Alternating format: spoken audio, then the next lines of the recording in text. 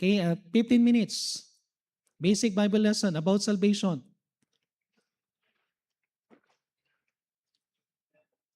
Okay, i-edit pa natin to, ayusin kung mayroong mga things na pero gusto ko ng daanan, amen? At least lahat kayo na disciple muna, amen? Tapos later on, wala na kayong rason na hindi kayo mag-disciple because duman tayo sa discipleship na to. Okay? Okay, number 1, tingnan natin, salvation is through Jesus Christ alone. Diyan sa basic lesson na yan, ang gusto natin emphasize is wala nang ibang salvation kundi makatatagpuan natin sa Panginoong Hesukristo. So sasagutan natin ha. Okay, sasagutan natin din, ipapaliwanag ko kung paano ito gagamitin. John chapter 14 verse 6. Okay? So meron kayong mga ballpen, lagyan lang ng at hiraman na lang ng ballpen. John chapter 14 verse 6. Itago nyo to kasi ito yung palatandaan na ikaw ay natapos ng lesson 1. Pag natapos kayo ng lesson 5, hanggang lesson 5, meron tayong certificate. Pag may kulang, anong gagawin? Halimbawa, na-miss ni Jeff yung lesson 4. Okay? Hahanap ka lang ng isang tao na magle-lesson sa'yo. Okay? Pwede nating i-lesson yan or kaya iano natin para matapos mo yan, hindi mo kailangang hintayin na umikot ulit para matanggap mo yung certificate every 5 lesson. At lahat na madi-disciple nyo, every 5 lesson, meron ding certificate just to encourage them na magpatuloy. Kasi kung hintayin natin matapos yung bunga, baka hindi na ma-encourage yan. Okay? So meron tayong kada 5 lesson. Okay. So John chapter 14 verse 6. Basahin natin John chapter 14 verse 6. Ready, go. Jesus said unto him, I am the way, the truth, and the life. No man cometh unto the Father but by me. Ang i-emphasize natin in lesson chapter 1 is walang ibang kaligtasan maliban sa pamamagitan ng Panginoon Jesucristo. Yun ang i-emphasize. Yun ang emphasis. Salvation is through Jesus Christ alone. Pag nagawa natin in English, gawin natin yung Tagalog. Amen? Ilipat natin sa Tagalog to someday. Pag natapos natin lahat. Number 1. Okay, the word salvation or save in the Bible comes from the Greek word soteria. Kaya nga ginamit yung soteriology doon sa may study of salvation. Okay? So meaning rescued or delivered from danger or death. Okay? So danger or death. Bakit kailangan mong maligtas? Bakit kailangan natin pag-usapan ng kaligtasan? Kasi ikaw ay nanganganib. Amen? Every person na hindi ligtas nanganganib sa kabayaran ng kasalanan. At ang kabayaran ng kasalanan, mamaya i-discuss natin yung kamatayan. Kung hindi ka masisave, nanganganib ka. Kailangan natin emphasize sa tao na nanganganib ang kanyang kaluluwa kung hindi siya magkakaroon ng kaligtasan. Kaya napakahalaga ng lesson ng salvation. So number 2, makikita natin sa number 2, isa-isahin natin yung plan of salvation. And by the way, pag nakuha mo tong plan of salvation na to, ito na rin yung pwede mong gamitin pag nagwi-witness ka gamit ng gospel tracts. Amen? Pero uulitin mo sa kanya to pagka siya, na-witnessan mo siya, ililesson mo ulit ito para matiyak natin na siya ay saved at naintindihan niya talaga yung lesson. Number 2, the Bible clearly stated that I am a sinner in God's eye. Okay? That I am a sinner. Tayo ay makasalanan. The Bible clearly stated that I am a sinner in God's eye. So isulat mo na para sigurado. Then Romans chapter 3 verse 10. Fred, pakilagay na lang. Meron kayong kasama ba yung mga verses na pinakita ninyo? Romans chapter 3 verse 10. Okay? Romans chapter 3 verse 10 and 23. Pwedeng isa lang ang gamitin nyo dyan. Usually, ginagamit natin ang Romans chapter 3 verse 23. Pero kung titignan nyo yung Romans chapter 3 verse 10, as it is written, there is none righteous, no, not one. Ang ibig sabihin ng righteous, hindi yan ibig sabihin ng mabait. Okay? Ang ibig sabihin sa Tagalog ng righteous is hindi mabait, kundi matuwid. Ang mabait, ang English ng mabait, ano English ng mabait? Kind or good. Okay? Pero yung word na righteous, wala daw kahit isa. Ang mabait, maraming ginawang kabutihan pero may nagagawa pa ring kasalanan. Pag sinabing matuwid, walang kasalanan na nagawa. Katulad ng Panginoon. Okay, so ang Panginoon lang naging righteous, wala nang iba. Romans 3:23, for the wages of sin, or for all have sinned and come short of the glory of God. Dito sa topic na to, makikita natin, emphasize nyo dito, pag ini-explain nyo sa kanila, lahat tayo. Isama mo yung sarili mo. Huwag mong sasabing ikaw ay makasalanan. Ikaw naman na nagsasalita, hindi? Ang sabi dyan, all. Tanungin mo, kasama ka ba dyan? Kasama ba ako dyan? Yes. Wala ni isa ang hindi makasalanan. At i-emphasize din natin yung come short of the glory of God na lahat tayo hindi karapat dapat sa langit. Ilang kasalanan ang kailangan mong gawin para tanggalin ka sa langit? O para hindi ka karapat dapat sa langit? Isa. Anong patunay? Ilang kasalanan na gawa ni Adan at Eva para tanggalin sila sa langit? Isa. So, gaano karami nang nagawa mong kasalanan? Pag tinanong mo yung tao, sasabihin marami. So, sa tingin mo, karapat dapat ka sa langit? Hindi. Kung si Adan at Eva hindi karapat dapat sa isang kasalanan, how much more tayo? Si Lucifer, isang kasalanan lang din, hindi na rin siya karapat dapat. So kahit anong gawin natin, kung meron tayong isang kasalanan, sapat na yan para tawagin kang makasalanan. Kaya sabi sa Bible, lahat tayo makasalanan. Number 3, according to the Bible, the penalty of sin is death. Okay? The penalty of sin is death. Pakilagyan na lang ng Brad, underline yung death. And going to the lake of fire. Okay? Saan natin makikita yung Romans 6:23? For the wages of sin is death. At ano yung Romans, yung sinabi sa Revelation chapter 21 verse 8? Okay, Revelation chapter 21 verse 8, Brad? Revelation chapter 21 verse 8. Iyan nyo na lang kagad sana, no? But the fearful and believing, abominable, murderers, warmongers, inisa-isa yung kasalanan dito. Pero ano yung emphasize nyo dito? May matitinding kasalanan na binanggit, pero ano yung pinakasimpleng kasalanan dyan? Liars. Tanungin mo siya, nakapatay ka na ba? Ang hirap, no? Pag nakapatay ka na ba, to sabi niya, oo. Okay?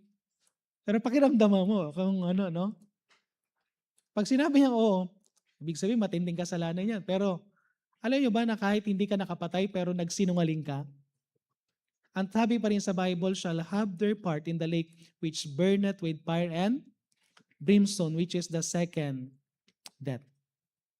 Hindi kailangang pumatay ka para pumunta ka sa impyerno. Hindi kailangang matindi yung ginawa mong kasalanan. Kahit na simpleng kasalanan ang ginawa mo. Patungo na tayo sa impyerno. Ipaliwanag mo ng death, ang ibig sabihin ng death sa Bible is separation. Death means separation. Balik tayo dun sa ano natin, Brad. Death means separation. So, physical death, ang physical death is separation of soul to the body. Okay? Pag magkasama ang kaluluwa at katawan, buhay tayo. Pero pag umiwala yung kaluluwa sa katawan, yan ay tinatawag na physical death. Pwede na natin ilagay natin yung sagot, Brad? Okay? Tapos, while spiritual death is the eternal separation of soul to the presence of God. Anong tawag sa pag nandun ka sa langit? Eternal life. Nalata niyo, pag nasa langit ka, ang tawag life, eternal life. Pero anong tawag kapag nandun ka sa lake of fire? Second death. Kasi ang separation, separated ka, hindi, by the way, yung death dito, yung spiritual separation is going to the lake of fire. Ang problema, hindi nasusunog yung kaluluwa mo. Ang kaluluwa is eternal. Ang nangyari lang sa'yo, mahihiwalay ka sa presensya ng Diyos. Kapag kapiling mo ang Diyos, merong eternal life. Pero kapag hindi mo kapiling ang Diyos, merong lake of fire. Ang question na magandang tanong dito, ano ang nakakaramdam? Katawan o kaluluwa?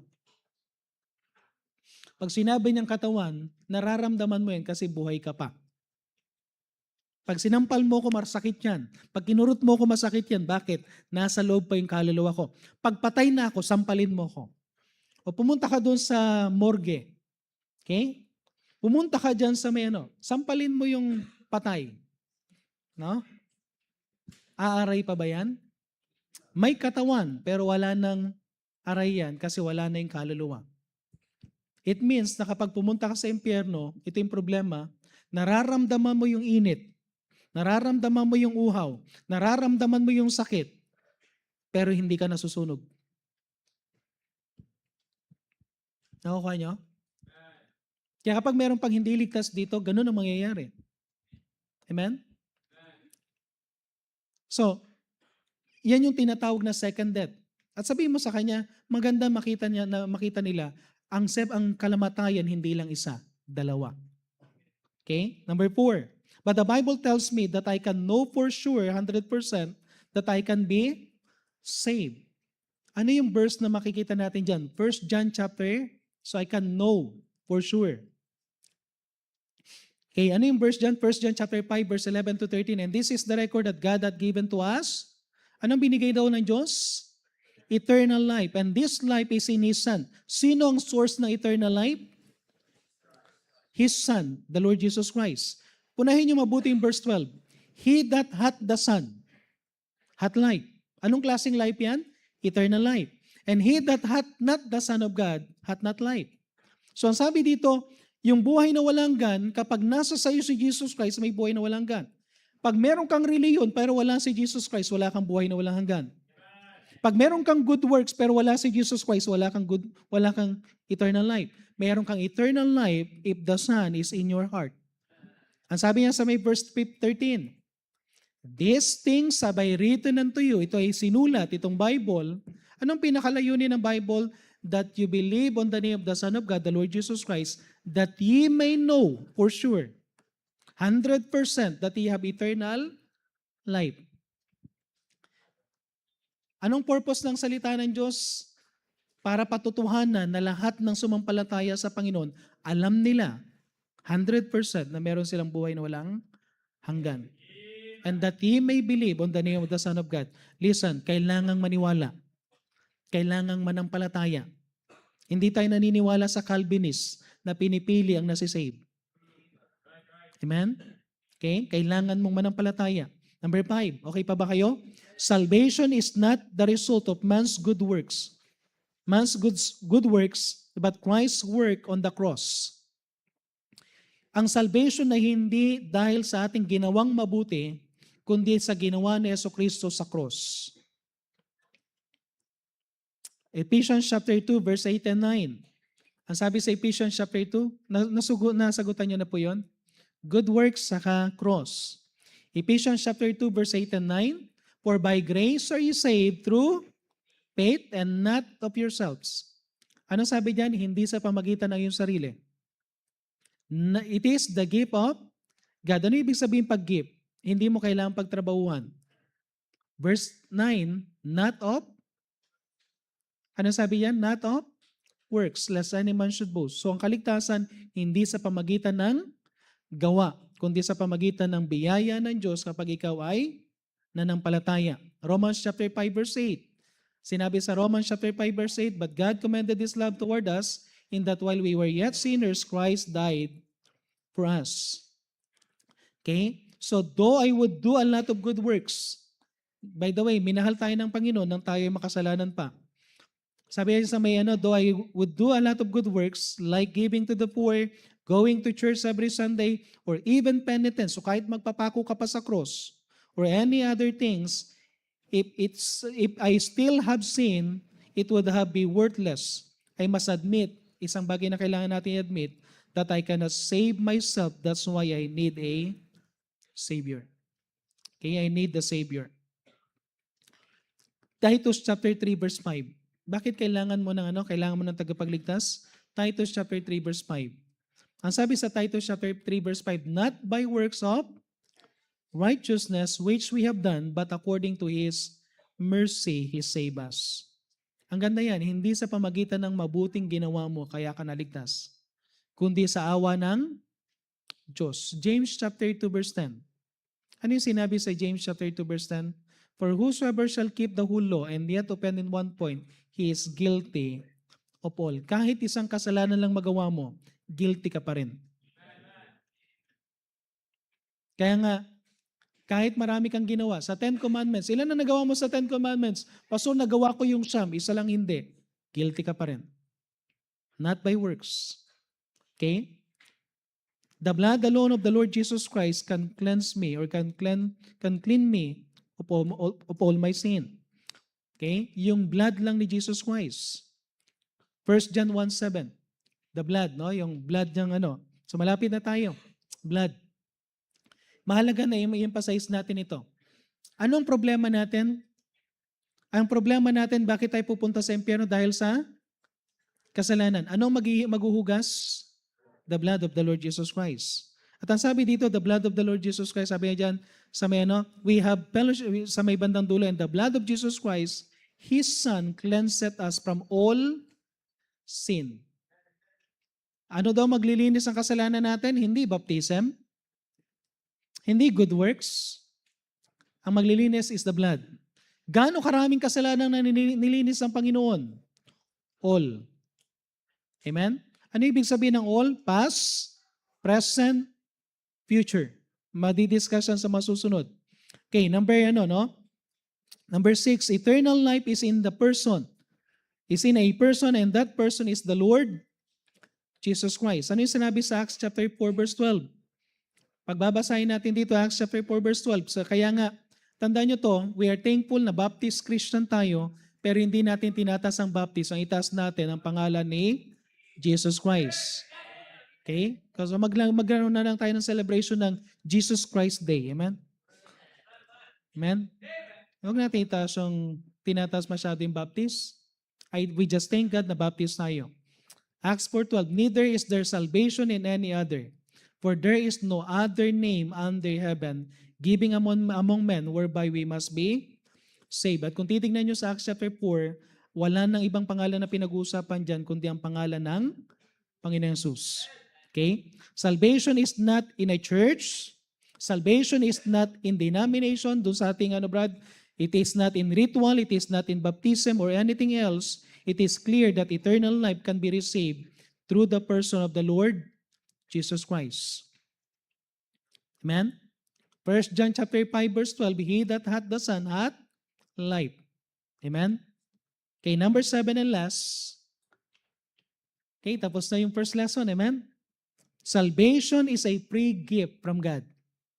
Salvation is free because I do not need to pay for it. Sinong nagbayad? Christ paid it for me on the cross. All I need to do is to open my heart and let Him come in.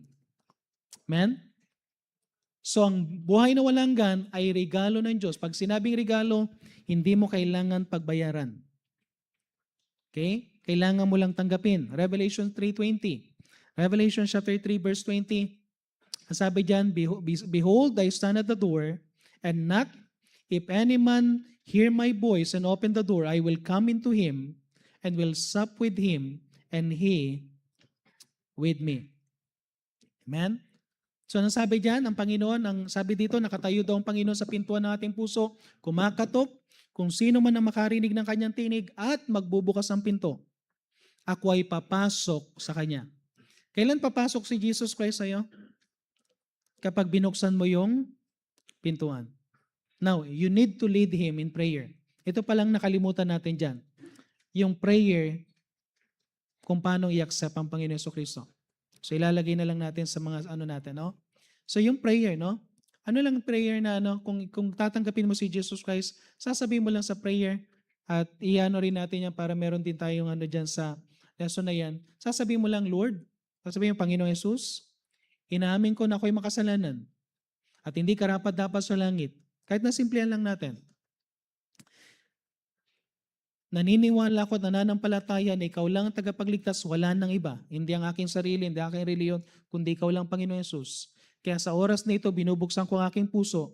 Pumasok ka, Panginoong Jesus, bilang aking tagapagligtas. Ito na po ang aking dalangin sa pangalan ng Panginoong Jesus. Amen. Kahit ganun kasimple.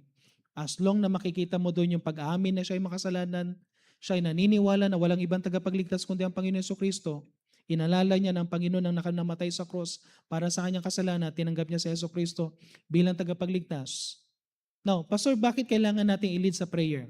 Kasi hindi niya pa alam kung paano mag-pray. Paano pag sinabi mo, ikaw na lang mag-pray? O sige, Hail Mary, full of grace, the Lord is with you. Patay tayo doon. Okay?